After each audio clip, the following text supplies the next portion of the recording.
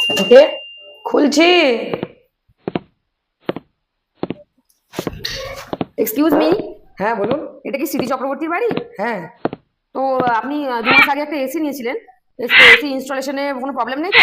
না, ঠিক আচ্ছা আচ্ছা, আছে। আমরা একটু এসিটা অডিটে এসেছি। কোথায় লাগিয়েছেন এসিটা? আসুন। কোথায়? এই যে, ওকে। চলুন বসুন ঘরে। না না, বসবো না। আপনাকে একটা কথা ইনফর্ম করা ছিল। আমি বাজাজের অফিস থেকে এসেছি। হুম। আপনি তো 2 মাস ধরে এসিটার ইএমআই দেননি। 2 মাস আগে এসিটা কিনেছিলেন, একটাও ইএমআই দেননি এখনো। আপনাকে বারবার নোটিফিকেশন দেওয়া হয়েছে, কিন্তু আপনি দিচ্ছেন না। তাই দুজন দাদা এসছে, এসিটা খুলে নিয়ে যাওয়া হবে। আপনি কাইন্ডলি একটু ব্যবস্থা করে দিন প্লিজ, আমাদের লেট হয়ে যাচ্ছে। না, আপনি খুলে নিয়ে যাবেন না। আমার মেয়ে তো বলেছিল যে 3 মাস বেশি খোলা হবে না, এসি খুলে নিয়ে যাবে না, 3 মাস ইএমআই না দিলেও কিছু হবে না, গরমটা শেষ হয়ে যাবে, তারপরে খুলে নিয়ে যাবে। আর কথা ছিল 2 মাসে চলে এসেছেন খুলতে যে। এ কে আপনারা? কোথা থেকে আসেন?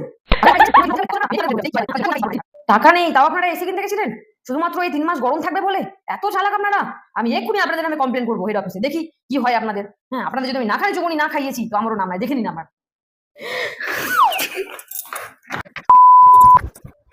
বেটা, বেটা, এসি খুলতে এসেছিল ওরা, ওরা নাকি বলে কেস করবে। কেটে দিলি ফোনটা, কেটে দিলি, কেমন এসি নিলি আর এখন ফোন ধরছিস না, ফোন কেটে দিলি, কি হবে বলতো?